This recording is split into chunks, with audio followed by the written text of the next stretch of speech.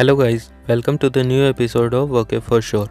आज के वीडियो में हम राकेश यादव सर की इंग्लिश वाली बुक से ही वर्ड्स कंटिन्यू करेंगे। तो आज का पहला वर्ड है कैस्केड। देखिए कैस्केड है, उसमें एक आपको हिंदी वर्ड दिख रहा होगा कस के। जैसे अपन नहीं बोलते कि इस चीज़ को कस के पकड़ो, है ना, वैसे ही कैस्केड में आपको साफ साफ दिख रहा होगा कस के।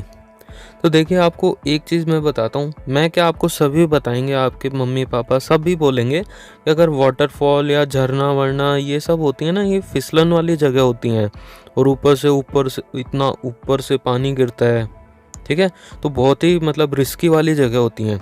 तो जब भी आप वाटरफॉल, झरना, जलप्रपात ये सब बोलते हैं ना, वाटरफॉल के आसपास जब भी जाओ तो किसी भी चीज़ को कैसे पकड़ो, कस के, ठीक है। अब आप जब भी वर्ड देखेंगे कैस्केड, उसमें आपको दिखेगा कस के। और कस के कब पकड़ते हैं, जब अपन वाटरफॉल के पास जाते हैं। बस यही इस वर्ड का मीनिंग है। कैस्केड मतलब होता है वाटरफॉल, ठीक है। आप देखते ही याद आ जाएगा, कस के पकड़ना कब होता है, जब हम वाटरफॉल के किनारे जाते हैं, वाटरफॉल के पास जाते हैं।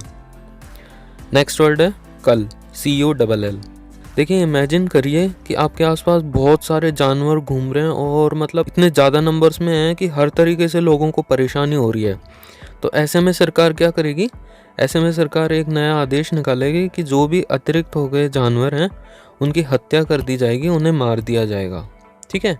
अभी इतना बड़ा डिसीज़न है, एक साथ तो ले नहीं सकते, उनको मारेंगे, उनके लिए टीम बनानी पड़ेगी, भगदड़ मच जाएगी, लोगों को भी सचेत करना पड़ेगा पहले कि कल ऐसा होने वाला है, तो आप बिल्कुल भी कल बाहर मत निकलना। कब होने वाला है, कल, और कब बाहर नहीं निकलना है, कल, ठीक है।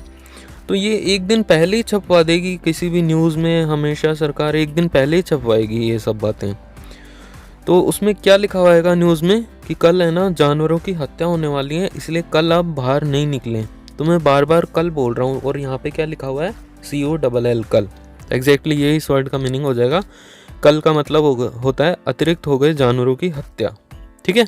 और ये आपको देखते ही आ जाएगा क्योंकि सरकार ने ऑर्डर कब के लिए निकाला था, कल के लिए। नेक्स्ट वर्ड है कार्निवल। यह आप सबको पता भी होगा और इसकी ट्रिक भी बहुत आसान है। देखिए इसे 3 वर्ड्स में डिवाइड करेंगे हम, कार नई वाली, ठीक है। अब देखिए किसी के भी घर में, आपके हमारे घर में अगर कार नई वाली कार आती है तो सब पता है कितने उत्साहित हो जाते हैं, एक तरह से ऐसे उत्सव का सा माहौल हो जाता है, ठीक है। तो यही इस वर्ड का मीनिंग है, उत्सव या फिर कोई पब्लिक एंटरटेनमेंट जो होता है उसे बोलते हैं कार्निवल। और ये याद कैसे आएगा, कार नई वाली जब घर में आती है तो उत्साह का माहौल हो जाता है या फिर उत्सव का माहौल हो जाता है, ठीक है। तो उत्सव इस वर्ड का मीनिंग है। नेक्स्ट वर्ड है कलीग।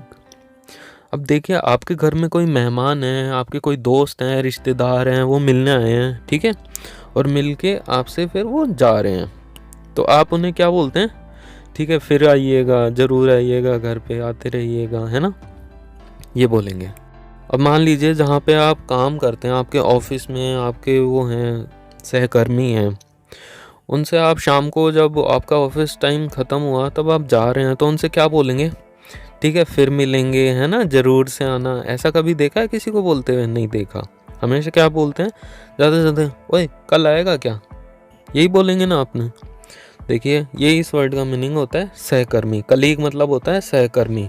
और ये याद कैसे आएगा, देखिए कलीग वर्ड है वो कुछ कैसा दिख रहा है, कलीग, कल आएगा क्या, कल आएगा क्या, कलीग, कल आएगा क्या। तो ये हम किससे पूछते हैं, जो वास्तव में हमारे साथ काम कर रहा हो। हम रिश्तेदारों से नहीं पूछते कि कल आएगा क्या। तो जैसे ही आप देखेंगे कलीग, उसमें आपको याद आ जाएगा हम किससे बोलते हैं, ये अपने सहकर्मी से बोलते हैं। तो कलीग मतलब सहकर्मी। नेक्स्ट वर्ड है कोरोबोरेट। देखिए मैं जब भी इस वर्ड को देखता हूँ, और आपको भी जब भी ये वर्ड देखेंगे तो आपको ऐसा ही लगेगा, ये ऐसे लिखा हुआ है कॉर्पोरेट। देखिए आप खुद देखिए, कोरोबोरेट, कॉर्पोरेट, कितना ज़्यादा सिंक्रोनाइज हो रहा है। तो इससे हम हमेशा यूं ही ध्यान रखेंगे, जैसे ही पढ़ेंगे कोरोबोरेट हमारे दिमाग में आएगा कॉर्पोरेट। अब देखिए होता क्या है, अपना ये जो गवर्नमेंट सेक्टर है, इसमें तो हम कोई भी चीज़ होती है उसे कैसे भी दिखा सकते हैं। मान लीजिए हम जिस जगह पे गए नहीं, कहीं हमारा टूर था और वहाँ पे हम गए नहीं, फील्ड में हमें जाना था, तो भी हम क्या दिखा देते हैं, एक एप्लीकेशन दे देते हैं कि हमें यहाँ जाना था, हमें यहाँ पे छुट्टी चाहिए, तो आपको छुट्टी मिल जाती है। आपको ने दिखाया मैं यहाँ गया था, वहाँ पे मेरा इतना खर्चा हुआ, एप्लीकेशन थी, आपका काम हो गया, ठीक है। मगर कॉर्पोरेट वर्ल्ड में ऐसा नहीं है। कॉर्पोरेट सेक्टर है वो, हर चीज़ में आपको एक साक्ष्य प्रस्तुत करना पड़ेगा, एक एविडेंस होता है ना, वो देना पड़ेगा उनको, ठीक है।